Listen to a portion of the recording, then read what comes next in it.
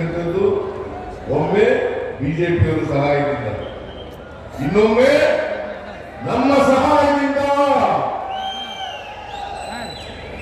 ಬಿಜೆಪಿಯವರು 2008ರಲ್ಲಿ 2018ರಲ್ಲಿ ಅಧಿಕಾರಕ್ಕೆ ಬಂದರು. ಹಿಂಭಾಗದಿಂದ ಬಂದರೆ ಹೊರತು ಮುಂಭಾಗದಿಂದ ಬರಲಿಲ್ಲ. ಆಪರೇಷನ್ ಕಮಲ ಮಾಡಿ 2008ರಲ್ಲೂ ಕೂಡ ಕೋಟ್ಯಾಂತರ ರೂಪಾಯಿಗಳನ್ನ ಖರ್ಚು ಮಾಡಿ ಅಧಿಕಾರಕ್ಕೆ ಬಂದರು.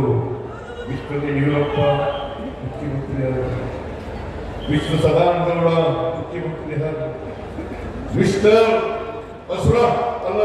ಜಗದೀಶ್ ಶೆಟ್ಟರ್ ಮುಖ್ಯಮಂತ್ರಿಯಾದರು. ಹೇಗೆ ಇವರು ಸುಭದ್ರ ಸರ್ಕಾರವನ್ನು ಕೊಡಲಿಕ್ಕೆ ಸಾಧ್ಯ ಆಯಿತು? 2006ರಲ್ಲಿ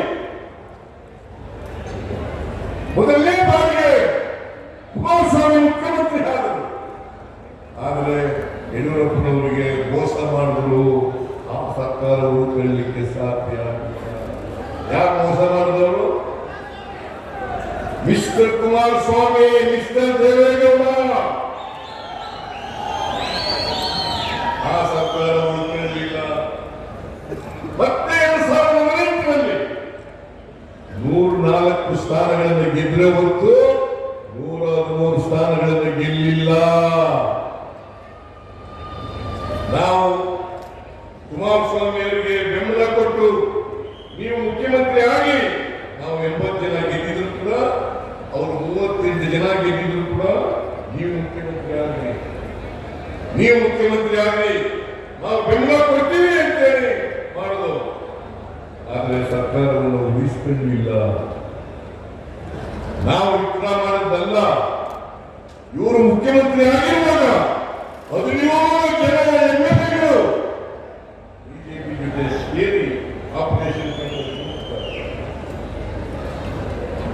ಯಡಿಯೂರಪ್ಪ ಮುಖ್ಯಮಂತ್ರಿ ಆದರು. ಆಮೇಲೆ ಬಸವರಾಜ ಬೊಮ್ಮಾಯಿ ಮುಖ್ಯಮಂತ್ರಿ ಆದರು. ಇವರು ಯಾವತ್ತಾರು ಕೂಡ ಜೆಡಿಎಸ್ ಆಗಲಿ ಬಿಜೆಪಿ ಆಗಲಿ ಸುಭದ್ರ ಸರ್ಕಾರ ಕೊಟ್ಟಿದ್ದಾರ? ನೀವು ಇತಿಹಾಸವನ್ನು, ಕರ್ನಾಟಕದ ಇತಿಹಾಸವನ್ನು ನೋಡಿ.